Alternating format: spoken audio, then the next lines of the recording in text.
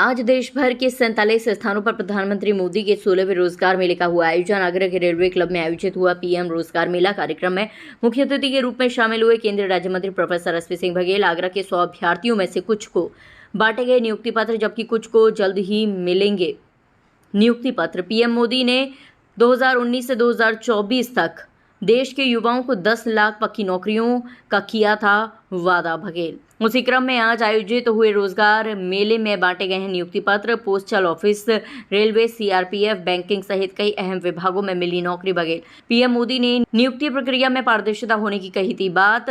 किसी भी नियुक्ति पाने वाले से नौकरी के नाम पर नहीं लिया गया कोई पैसा।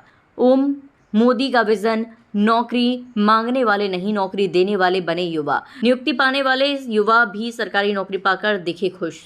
नौकरी पाने में दिखी पूरी तरह से पारदर्शिता, नहीं खर्च है कोई पैसा।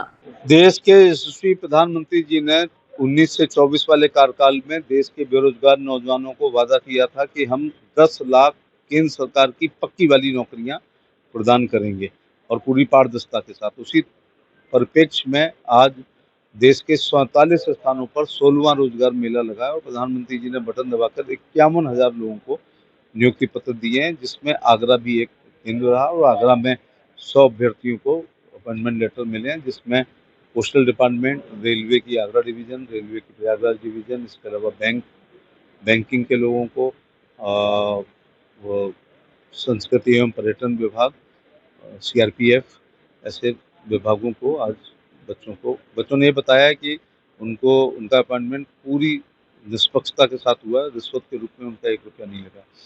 आगरा डिवीज़न को मेज़बानी करने का अवसर मिला, एक सफल कार्यक्रम हुआ। माननीय प्रधानमंत्री जी ने आज 51,000 लोगों को अपॉइंटमेंट जारी किए हैं और एक बहुत मोटिवेशनल स्पीच उन्होंने दिया है। उन्होंने कहा आपको नौकरी पाके जॉब सिक्योरिटी हो गई है, सोशल और इकोनॉमिकल, लेकिन बैठना नहीं चाहिए और आगे अच्छे पदों के लिए और प्रयास करना चाहिए और जिन पदों पर जहाँ भी जाएं राष्ट्र निर्माण में अपनी भूमिका निभाएं। बात मेरे कर रहे हैं लगातार विपक्ष जो है वो बेरोजगारी, महंगाई को लेकर निशाना सरकार पर साध रहा है। क्या लगता है कि कहीं ना कहीं एक तमाशा है विपक्ष के मुद्दे?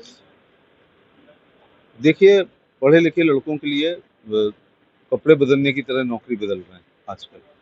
उसका सबसे बड़ा है, देश में आज़ादी के बाद सबसे अच्छी काम मैं कोई समझता हूँ तो सभी नॉन गज़टेड नौकरियाँ केंद्र में और भाजपा शासित राज्यों में भी नॉन गज़टेड नौकरियों में इंटरव्यू समाप्त हो गए हैं। इंटरव्यू भ्रष्टाचार का एक तरीका होता था, अब लिखित परीक्षा ओएमआर शीट है, क्वेश्चन नंबर 1 4 आंसर, सही टिक कर दो पूरे, नहीं तो 0।